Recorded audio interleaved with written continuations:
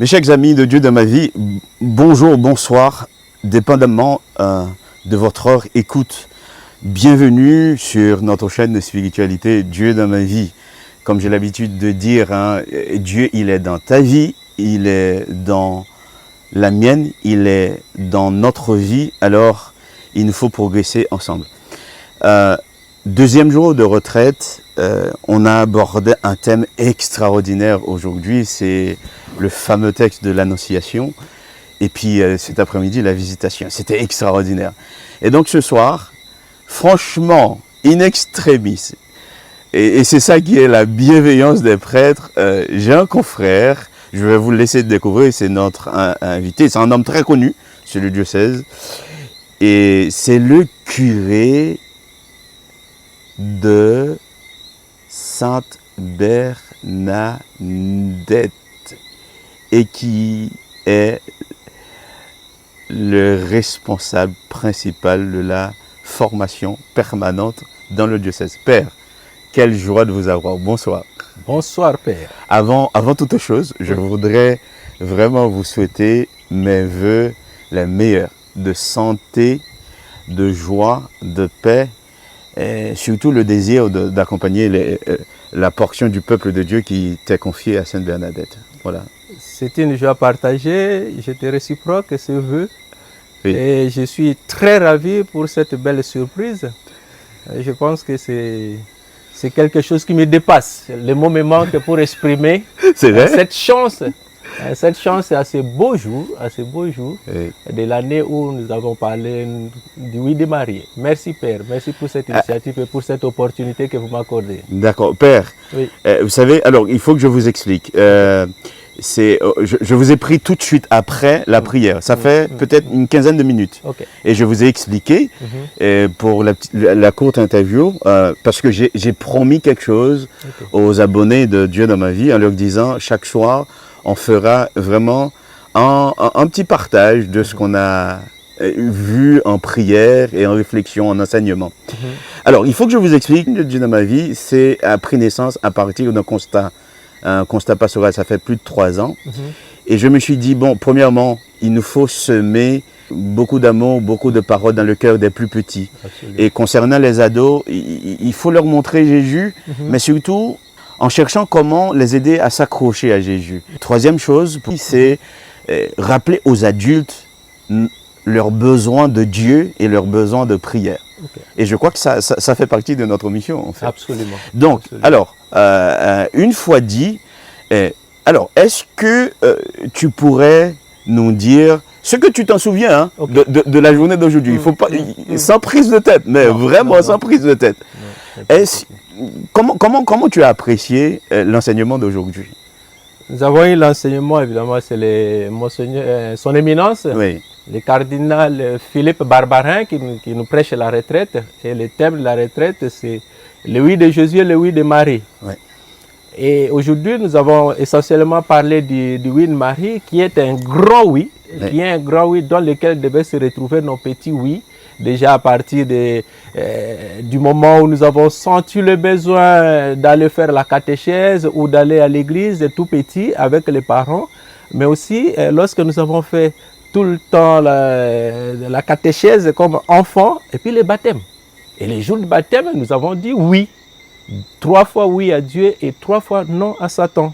Et aujourd'hui, pour moi, c'était un grand jour où nous vivons pratiquement aussi la devise ou bien les mots de l'année pastorale de l'évêque où en Jésus-Christ nous devons participer et témoigner. Voilà. Et pour moi, c'est vraiment une occasion de participer vous voyez ça, alors. et de témoigner. Vous voyez ça alors? Ah oui, je vois ça dans cette perspective, participer et témoigner. Oui. Alors, ce qui m'a toujours frappé dans l'annonciation déjà, c'est le fait que ce soit une fille peut-être là d'une petite bourgade, commune, village, à l'âge de 14 ans, qui était fiancée. Et que le Seigneur vient, à travers l'ange Gabriel, lui annoncer qu'il va porter à son sein, c'est l'auteur de toute vie, son Fils unique, Dieu le Fils. Et il donne même le nom. J'essaie de me mettre à la place de cette petite vierge Et je pense que c'est un choc. Chacun de nous, s'il pouvait se mettre dans la peau de la Vierge Marie, je pense qu'il serait choqué d'une manière ou d'une autre, d'autant plus qu'elle était fiancée. Père, pardon de te couper, le cardinal, il a été magnifique en nous expliquant le texte. Il nous a fait entrer dans le texte. Absolument. Et en mentionnant Marie, la petite Vierge, j'aimerais dire deux choses. Alors, mon rôle, c'est de poser un tout petit peu quelques questions, mais c'est que hier soir, comme la Providence fait bien les choses, hier soir, le Père Lavital a terminé, parce que c'était lui hier soir, il a terminé notre échange sur le oui de Marie. Et automatiquement, ce soir, vous vous enclenchez. Chers amis, ce n'était pas planifié. Que Dieu soit loué. Voilà. C'est tout simplement l'œuvre de l'Esprit Saint. Ce n'était pas planifié du tout, chers amis, d'enclencher comme ça. Et puis la deuxième chose, alors, il y a une expression qui m'a bouleversé pendant toute la journée. C'est quand il dit, devant le choc, Nazareth qui n'est pas connu du tout, et Marie est vue comme la petite goutte d'eau dans l'océan d'amour de Dieu, en fait. Comment vous accueillez cette belle phrase?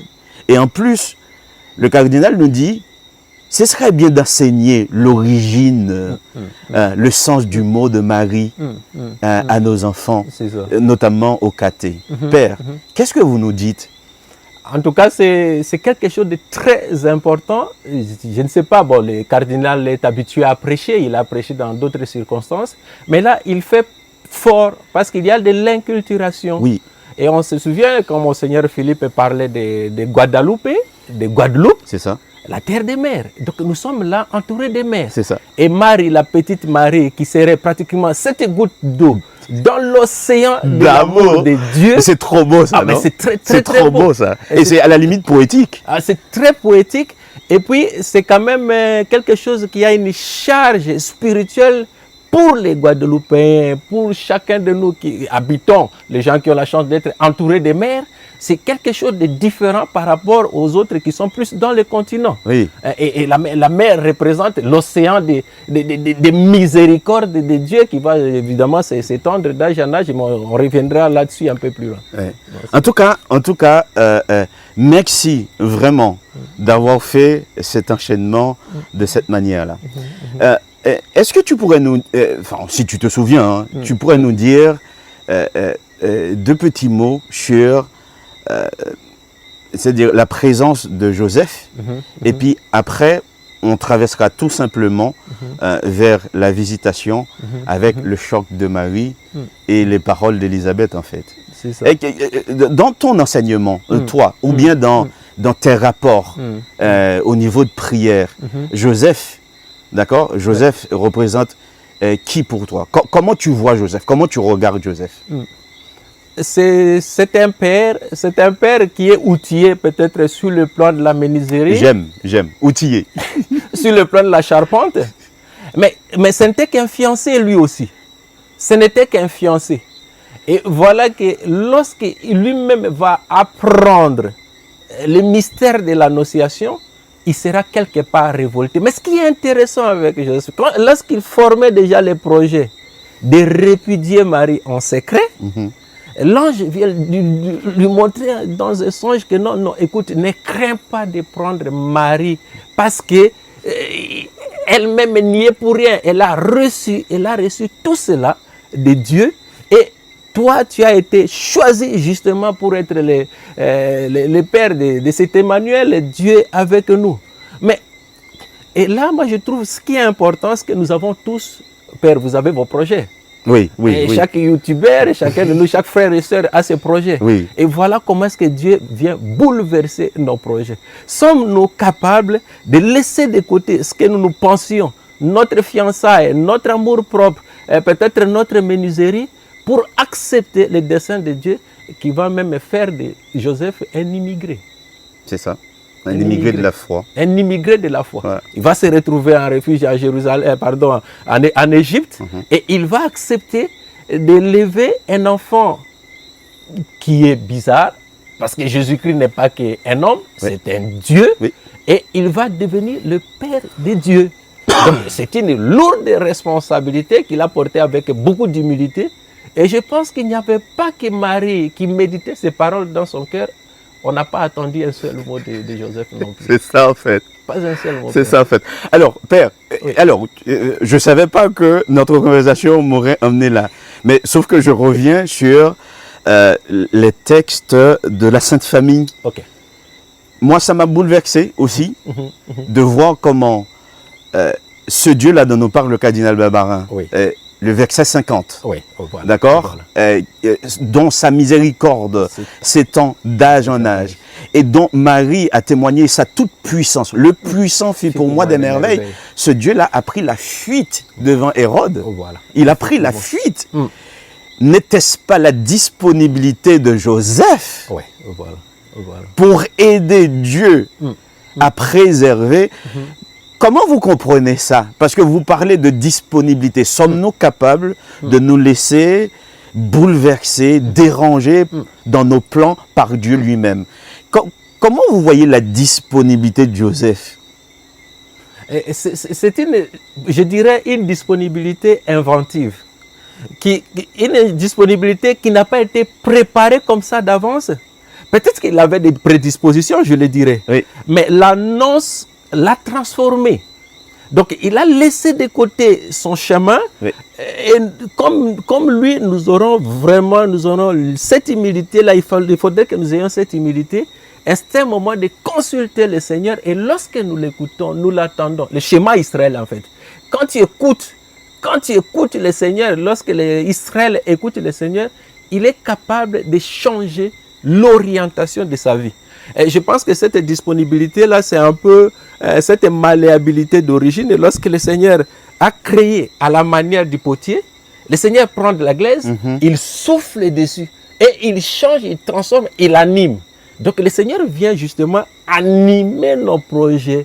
Il vient animer notre corps. Il vient aussi animer notre psychique parce qu'il est question du corps, de l'âme, de l'âme et du psyché. C'est ça. Du psyché. Il va toucher toute cette critique de la part de Joseph et en complicité avec Marie, parce qu'il n'y avait que de l'amour, la miséricorde de Dieu s'est a fait son chemin. Ah oui, absolument. A fait son œuvre.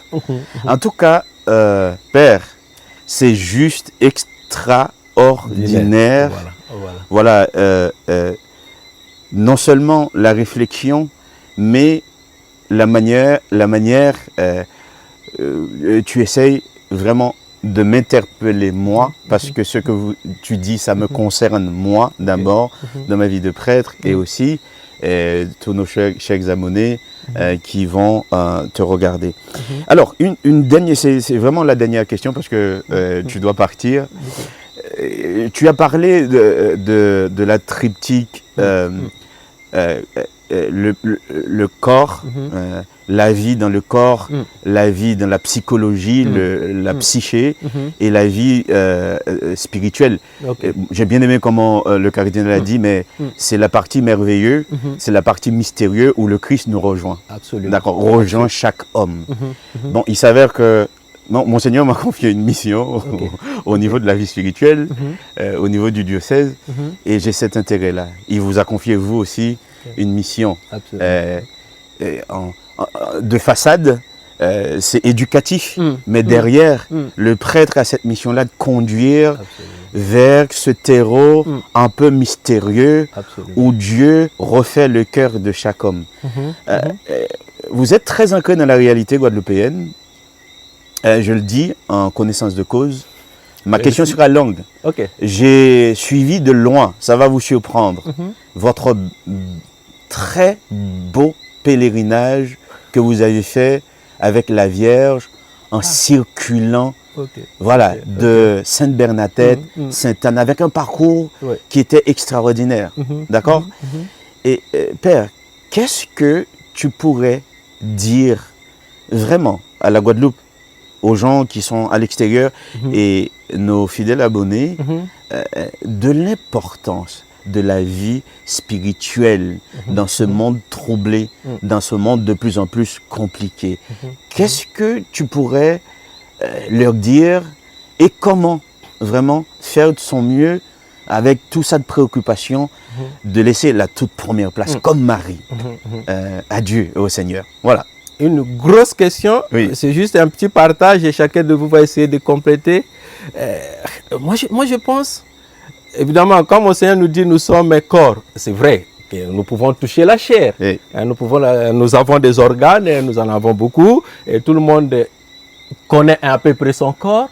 Nous avons aussi la dimension psychologique, et de plus en plus avec toutes les recherches psychologiques et sociologiques, nous avons quand même une certaine idée de ce que nous sommes.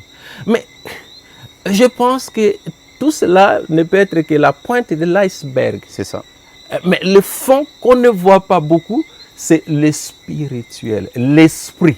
Parce que nous avons été créés à l'image et à la ressemblance de Dieu. Et je suis très content, pour moi vraiment c'est une chance que les spiritains soient parmi les premiers, avec les dominicains bien sûr, Oui. à avoir évangélisé cette île. Parce qu'il y a quelque chose d'important, ce que Jean dit, il a écrit des lettres, cette lettre, il dit, c'est que l'Esprit dit aux églises. C'est ça. Qu'est-ce que Aux églises. Qu'est-ce que l'Esprit dit à l'église de Guadeloupe? Qu'est-ce que l'Esprit dit à l'église de chacun des youtubeurs là où il est? Mais quand il parle de Philadelphie et les autres, il peut dire, ah là vous êtes morose, timide, tout ça, il faudrait quand même que vous puissiez bouger. À l'Odyssée, il dit autre chose de cette église-là. Moi, je pense que la dimension spirituelle, c'est la dimension la plus importante qui donne du relief à la dimension du corps. C'est vrai que nous ne pouvons pas vivre notre foi seulement dans notre esprit, nous avons besoin du corps, mais sans l'esprit, comme si la mayonnaise ne va pas prendre. Et comment on est enraciné en fait. On sera vraiment déraciné. Oui. Et c'est pour cela que je suis en face d'un spiritain. Moi, je pense que et nous sommes dans un pays où il y a des grandes écoles de spiritualité. Ouais. Des grandes écoles de spiritualité où on prend la dimension intérieure, la dimension spirituelle, parce que nous sommes créés corps et esprit. Nous prenons cela au sérieux et nous faisons tout pour harmoniser, parce que le Seigneur va aussi nous aider à comprendre à travers la prière de la Vierge Marie qu'il faut créer un équilibre, une certaine harmonie entre notre psychique, entre notre corps et notre spirituel. Je pense que le corps, à un certain moment, quand il est saturé, il nous émet des signaux où il nous dit, écoute, je peux peut-être profiter des ressources de l'esprit si vous me le permettez, bien sûr. Alors, quand les gens me disent, non, un homme spirituel n'est pas seulement celui qui va à l'église, hein. Les jeunes hommes qui se recherchent là, quand on voit Saint-Augustin par exemple, dans ses lectures, mais il s'est bien amusé, il lisait les œuvres de l'esprit. Donc il y a beaucoup de jeunes qui sont maintenant un peu plus éloignés, qui se recherchent d'une manière ou d'une autre, qui sont à l'université et qui ont ils se posent beaucoup de questions. Peut-être qu'ils ne sont pas d'accord avec l'église dans sa façon structure, dans un certain nombre de charismes, un certain nombre de valeurs, mais l'esprit est là parce que c'est l'esprit qui les conduit d'une manière ou d'une autre à ce que leur corps, pour que leur corps soit pratiquement un réceptacle de la foi, de l'espérance et de la charité. Mais c'est quel esprit? Il y a d'abord le grand esprit, le Saint-Esprit qui nous conduit, mais il y a aussi notre esprit en nous. Et c'est pour cela que le Seigneur, à travers Saint Paul, nous dit il faut éprouver les esprits, il faut examiner les esprits. Toutes les petites voies spirituelles que chacun de nous attend, comment il discerne en fait. Et ce discernement-là n'est possible que si vraiment on écoute le Seigneur, si vraiment on habite, comme le cardinal disait, habiter la parole de Dieu. Ouais. La parole de Dieu est justement la grande bibliothèque de discernement où vous trouvez plusieurs clés de discernement, plusieurs filtres et qui vous aident. Même si le diable lui-même connaît peut-être la parole de Dieu mieux que nous, mais il faudrait absolument connaître cette parole même pour éprouver le diable. Éprouver le diable. Donc la partie spirituelle, que je parle avec un spiritain pour moi, je suis béni. Vous voyez, je vous avais promis que ça allait être intéressant. Est-ce que vous voyez? Ah, mais c'est merveilleux. C'est merveilleux. Je suis content. Est-ce que vous voyez ça? Je vous avais dit que parler de notre cœur, oui. c'est la meilleure, quoi. D'accord? Alors, Père, oui. On arrive à la fin. Déjà 20 minutes.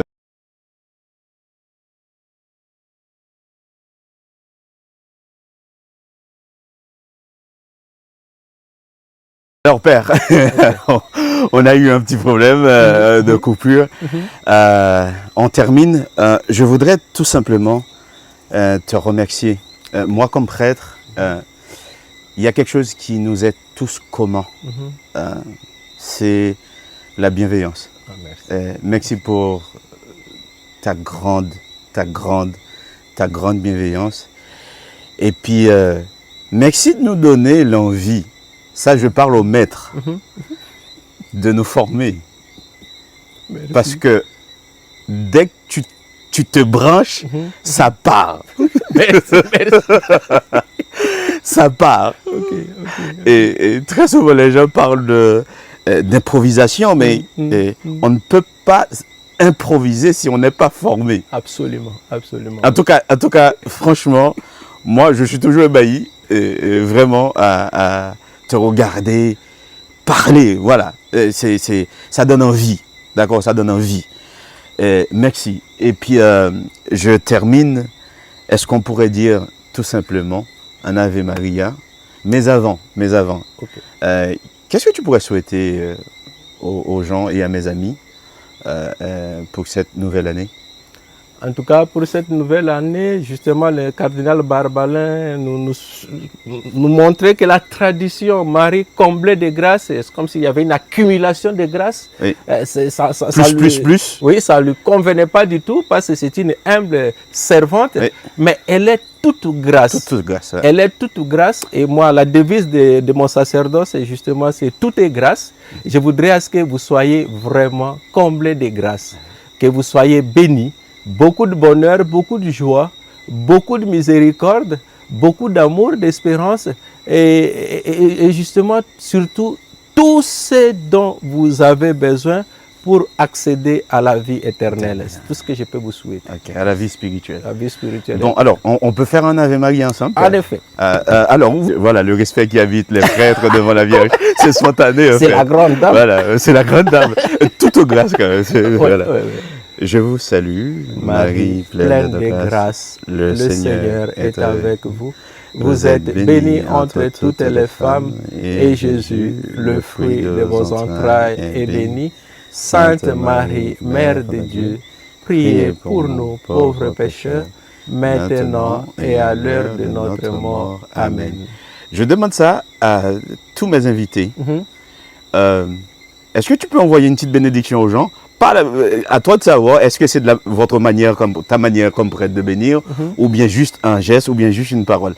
Mais ce monde-là, qui vous regarde là, ce monde-là a besoin de bénédiction. Alors, on termine comme ça, Père. Que le Seigneur vous bénisse et vous garde pour que vous rayonniez et qu'en toute chose vous recherchiez sa volonté au nom du Père et du Fils et du Saint-Esprit. Amen. Merci beaucoup de nous avoir accueillis. Merci beaucoup, Père. Merci beaucoup. Voilà. Mais je savais pas que tu étais un